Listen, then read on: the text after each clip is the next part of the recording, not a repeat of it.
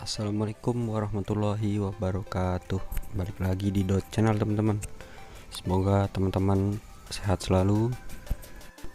Ya, di sini ada beberapa komponen ya teman-teman. Komponen kelistrikan sepeda motor.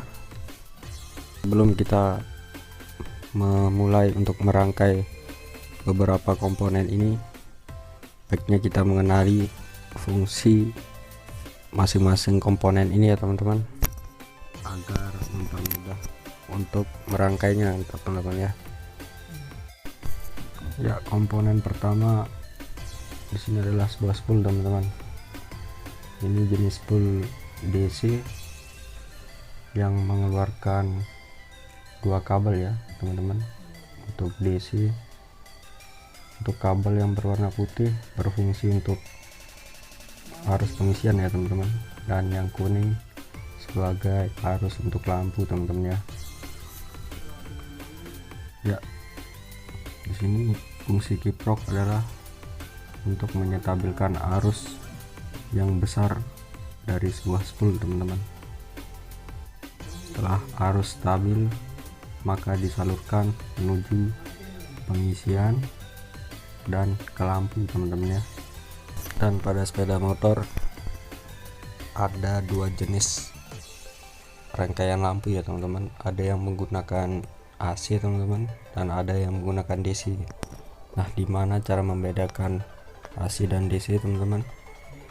Di sini jalur kuning untuk ke lampu tinggal dicabang aja ya teman-teman, dicabang menuju switch teman-teman ya. Di saat mesin hidup, otomatis lampu akan hidup teman-teman.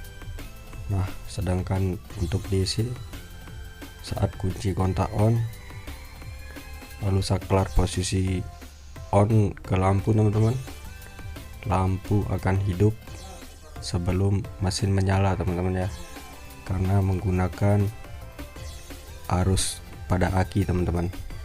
Nah, dimana sekarang saya akan merangkai sebuah lampu jenis DC ya teman-teman, dari beberapa komponen yang ada ini teman-teman ya. Ya, untuk mengetahui spool jenis DC dan AC teman-teman, di sini kita bisa lihat pada lilitan tembaganya ya teman-teman.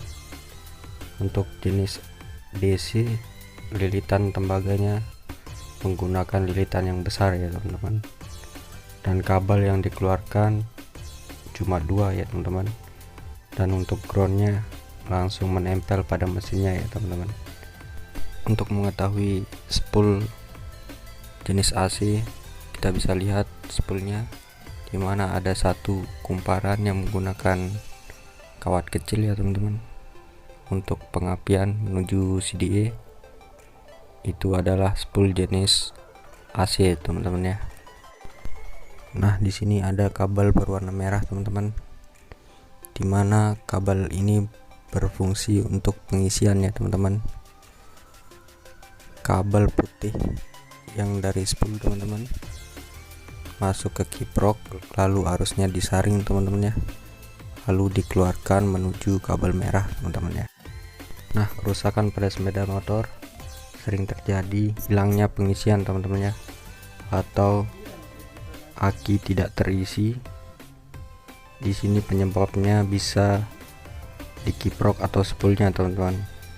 Cara pengecekannya, kita bisa lihat arus pada kabel berwarna putih digoreskan ke massa teman-teman, mengeluarkan percikan atau tidak.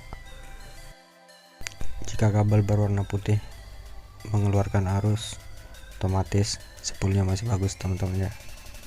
Nah, jika kabel yang berwarna merah tidak mengeluarkan arus, setelah mengecek sebuah spoolnya, maka kiproknya yang rusak teman-teman ya. Di sini kita harus mengecek spoolnya dulu teman-teman sebelum mengganti komponen.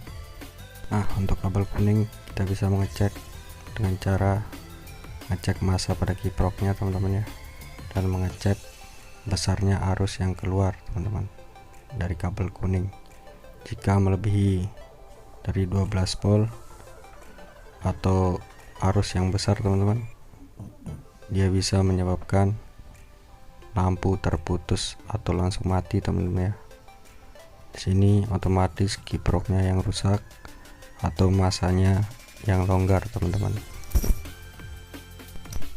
Nah teman-teman, di sini kabel merahnya kita keluarkan menuju skring teman-teman ya, dimana fungsi skring adalah sebagai pengaman saat terjadinya konslet pada rangkaiannya ya, teman-teman.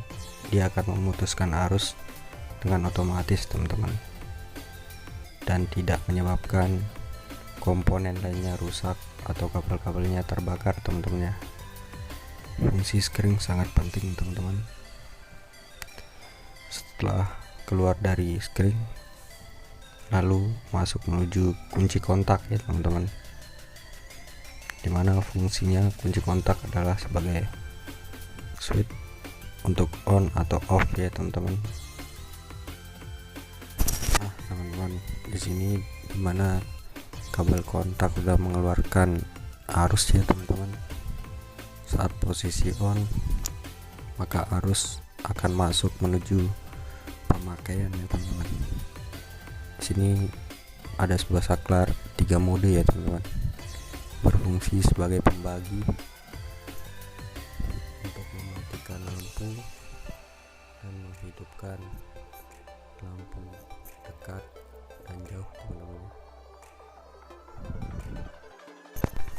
Nah jika sudah merangkai seperti ini teman-teman, arus yang keluar dari kunci kontaknya kita bisa rangkai atau cabang atau membagi arus itu ya teman-teman ke beberapa komponen sepeda motor lainnya teman-teman ya. Sini dasar kelistrikan sepeda motor ya teman-teman, dan seperti inilah cara merangkai sebuah kelistrikan sepeda motor teman-teman ya. Untuk lampunya di sini yang berwarna biru, saat saklarnya ditekan ke tengah, otomatis lampu dekat yang menyala teman-teman ya, dan jika saklarnya ditekan ke atas, maka lampu jauh yang menyala teman-teman. Nah jangan lupa masa untuk akinya teman-teman ya. Kita bisa jadikan satu masanya dari spon, lalu kiprok, dan ke aki teman-teman. Kita bisa gabungin lalu kita tempel ke bodi teman-teman ya. Ya mungkin sekian video dari saya teman-teman, semoga bermanfaat, dan jika ada salah kata atau ucapan teman-teman ya, mohon dimaafkan, dan jangan lupa komen, like, dan subscribe. Assalamualaikum.